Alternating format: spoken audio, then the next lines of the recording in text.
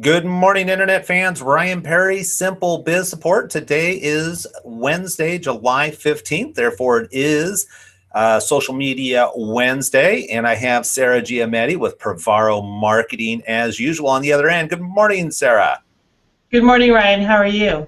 I'm doing good. I'm excited to discuss what we're going to be talking about, which is LinkedIn, because I was kind of going through the brain going, I don't think we've talked about LinkedIn, if ever. If it has been, maybe once in a long time ago, but it is for business owners a very powerful social media device tool to use. It is. It can be very powerful, especially if you're a B2B business.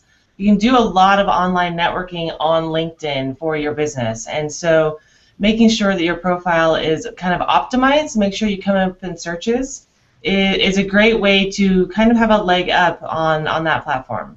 All right. And essentially what we're going to be talking about LinkedIn, how to optimize your profile, and it boils down to branding. Even though we're not talking about graphics and or anything else, what type of colors you're going to use. What we're really talking about is how do you brand yourself, an individual within your company. The way you do that is by putting out compelling information that is going to entice people to want to at least call you and ultimately do business with you.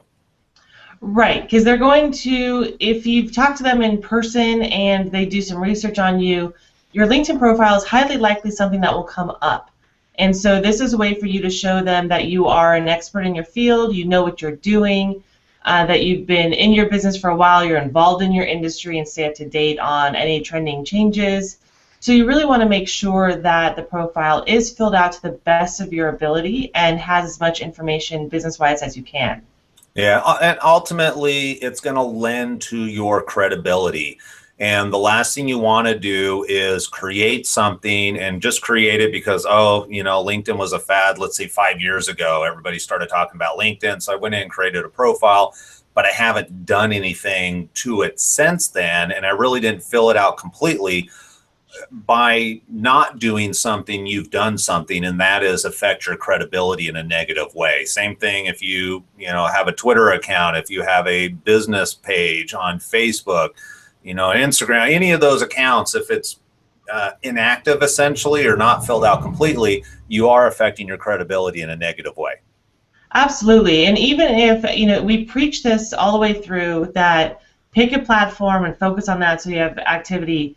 LinkedIn, you don't necessarily have to have ongoing activity to be effective on there, but you should check in on a regular basis to make sure your headshot's up to date, your company information is up to date, your skills are up to date, to just make sure all your information there is current and up to date so that it doesn't affect your credibility in a negative manner, even if you are not actively utilizing that platform for pushing out content and driving traffic to your website right now. Yeah, definitely. So let's talk about what you should be doing. So assuming that you've actually gone in, you've updated, you've got your business, you have a nice headshot of yourself. What are some of the other things that you might want to consider looking at your profile and updating it with? One of the first things to make sure you have on there is your skills. Going in there and adding your skills to Facebook to LinkedIn, it also makes it easier for your connections to endorse you for those specific skills. And the skills also add keywords to your profile so that if somebody is searching for, like in my instance, social media marketing, I have a better possibility of coming up because it's in my skills and I've been endorsed by my connections for that skill. And so you're making it easier for other people to promote you on LinkedIn and say that you're an expert in what you do. So that's something that you really want to make sure you have in there, and so that other people can do it. Another one would be to promote your projects, and this is something, as I was reading an article about it, it actually made me think outside the box when they mentioned podcasts. They considered podcasts as a project, and it made me realize that these that Ryan and I do would be a project that we could promote on there. And even I, as a social media expert-ish, we don't always think outside the box. So when you're thinking projects, think of things that you're doing on a regular basis. It doesn't necessarily mean a construction project for contractors or a graphic design project. So think of the things that you're doing on a regular basis that you can promote and drive traffic to your website. Yeah, I like that one. And that was the same thing when you brought it up. I'm like, yeah, there's things, projects that I posted on my LinkedIn account, but I didn't think about promoting this weekly episode that we do. And it lends to both of our credibility that we're willing to invest time every single week to give away great information to essentially promote ourselves as experts. Definitely lends to credibility. So I will be updating my profile. Thank you. You're welcome, because I probably will be as well. So even we learn when doing these for you guys. But it is a great idea if you're doing something on a weekly basis, collaborating with someone, definitely put that in there as part of your projects, things that you're doing for your community and your business and your customers, things like that. The next one I want to talk about is linking to your publications. Most people in the publication section, they think, oh, well, I haven't been published in a newspaper or an art magazine. That's not the only thing you can put there. In your publication, if you wrote a book, obviously that's, people might think of that as well as linked to the sales page. But if you have ebooks that you're giving away for free or selling on your website, those are publications as well. So you can include your ebooks and drive people to your landing pages on your website as part of your publications. And it's just another way to drive traffic to that opportunity that you're offering to customers and clients and the general public. Right, definitely. And the last one that I think I'm going to cover today, there's so many things you can do to your LinkedIn profile. It is a really, really long profile. But the next one is highlighting your professional organizations. This also lends to your credibility because it shows that you are involved in your industry and you stay up to date in changes and trends. And so showing that you're part of industry groups and industry organizations shows that you are committed to what you are doing and committed to constantly learning more about your industry and staying up to date and immersing yourself in it. That tells future clients and existing clients that you didn't learn it at one point a couple years ago and are just kind of flying by the seat of your pants hoping you remember how to do it and not staying up to date. So it actually looks really good if you're involved in your industry organizations. And I know for Ryan and I, there are a plethora of them for marketing and social media and SEO. So showing that we're part of those organizations for us is really key because our industry changes basically on a daily basis. Right. So look for industry groups for yourself that you can be a part of. Okay, perfect. We have a couple minutes, and I'm going to do a quick screen share of my Facebook. We talk about Facebook way too much, apparently. Clearly. Let's talk about LinkedIn here. So a couple of other things on your banner, a couple things that I typically do not see is on LinkedIn is having some sort of image in the background.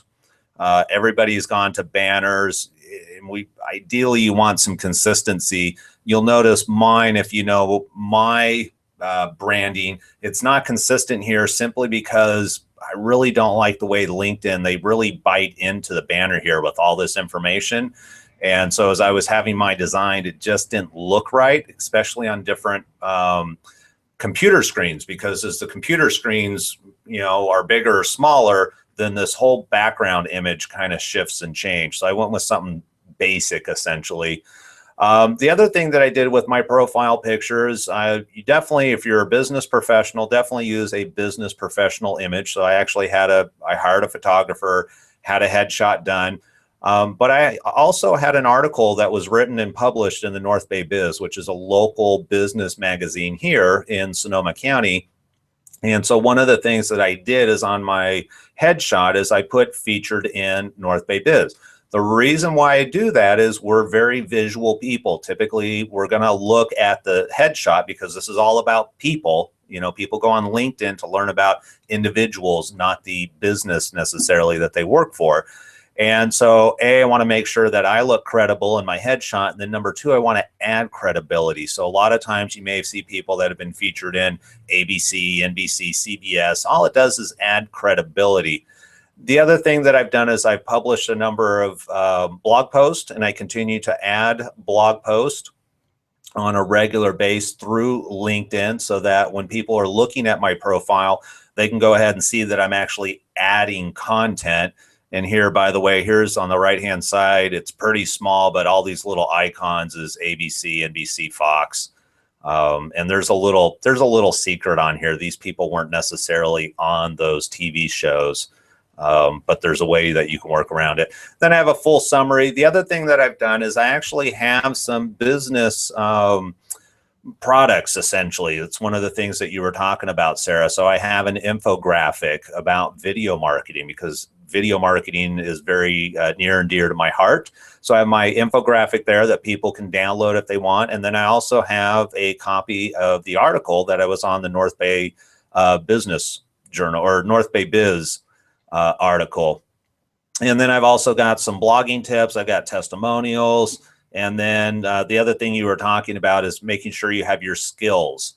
So as people go down and they look and they see the skill set, not only do they see that it's all internet marketing related, but I have a lot of social proof here by a number of different people who have essentially said, yes, he is competent in these areas. If this only has 1 or 2 people, or is blank, or is missing, again, this is just adding social proof, if you will, that I really do know what I'm doing.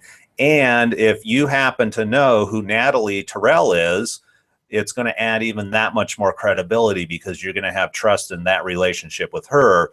And by her giving me a thumbs up that I know about social media, as an example, she's essentially lending her credibility to ability to me.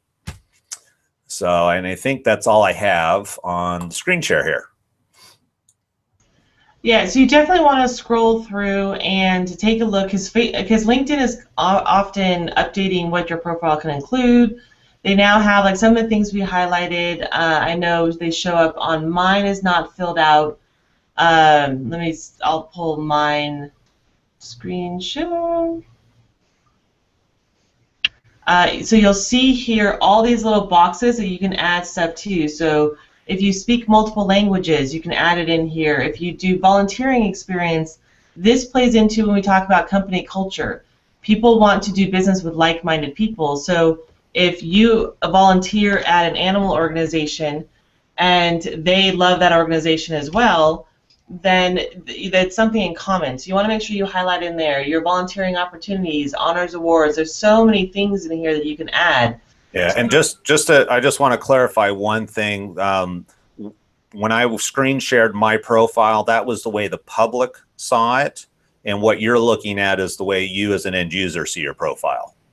Right, at the moment, yes, sort of.